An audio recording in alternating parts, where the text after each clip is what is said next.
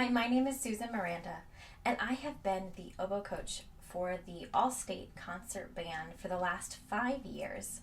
And so I thought I would just give you a few pointers for your upcoming audition. All right, so looking at this, obviously it's got a couple little extra things like the trills. And those could potentially slow you down. So when I started working on this, I started without the trills.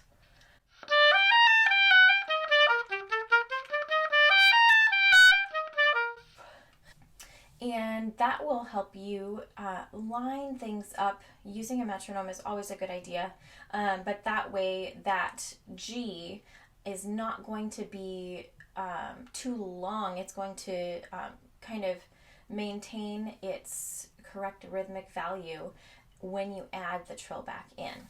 So you will notice that you actually don't really need to add too many, I call them wiggles, within your trill.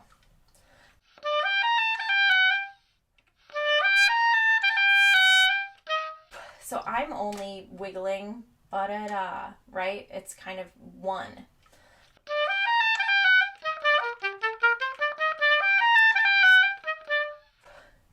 And throughout the whole thing, you really just need that one quick little wiggle because you don't really have a whole lot of room for much more. This is not your typical band trill that goes on, for 5 measures.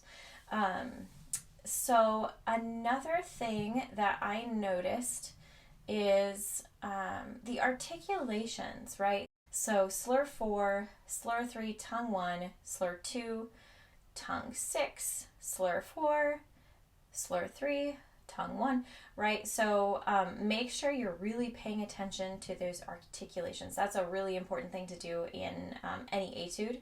And then also you want to make sure that your staccatos have enough space in them to kind of propel you forward, because if you make them too long, if you kind of tenuto those, it's going to be tricky to keep your speed up.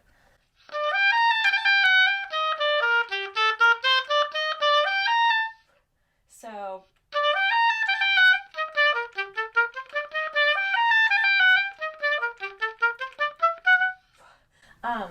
and that leads us right into some of the accidentals.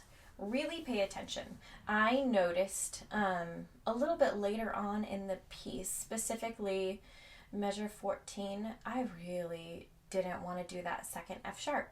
And so I had to write it in, and that's totally fine. Please write in accidentals. My rule of thumb, my students know, is if you miss it twice, you have got to write it in. I mean, honestly, ideally, you never miss it, because once you do, that's kind of in your file cabinet of things that you could potentially pull out for the audition, right? There's 99 times that you played it perfectly and that one time that you accidentally missed a note. And then when you go to audition, you could pull out that 1 in 100 that you messed up. So do your best to start slow and really learn the notes before you get too crazy with your speed. And finally, kind of let your high notes just float. So let's just go back to measure 5. So if you can give it a little vibrato, a little shaking on the top to kind of get you over that hump so it doesn't just stick out. And then the next one at 7. And make those nice and short, but give them some vibration.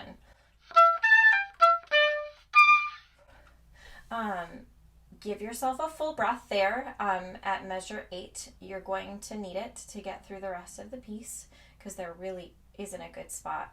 And then I'm sure you heard I did a little bit of rubato or a retard at the very end. And I mean, it's a piece kind of coming to an end, so you don't necessarily need a lot.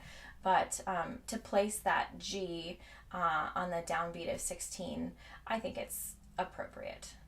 One of my go-tos as far as etudes is, I would much rather you play it properly articulated, play the right notes, play it clear with a significant amount of clarity for each note. I would prefer that over just rushing through it and playing it as fast as you can. So I think I took it, I forget what the metronome marking is, but I definitely didn't take it probably as quickly as it's written. So those are my thoughts on this etude. Ferling, number 20 on page 13.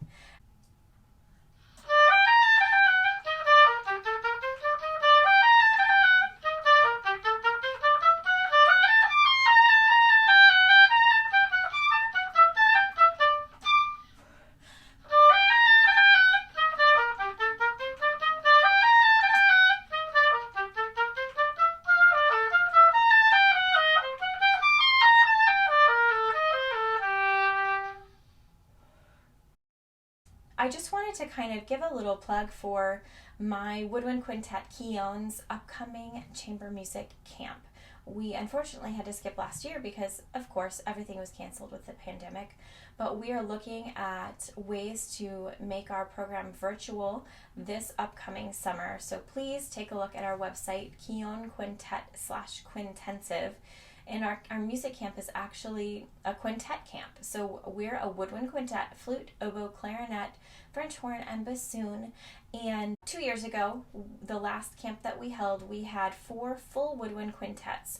And each Keown member coached a quintet. We also have different supplementary things. I teach the entrepreneurship piece. We have music theory, we have body awareness, we have music history, practicing techniques, all sorts of really, really awesome kind of supplemental things to chamber music or just playing your music in general. So I would love it if you would check that out because we're always looking for really fantastic high schoolers to join us. Thank you so much for watching and have an awesome audition.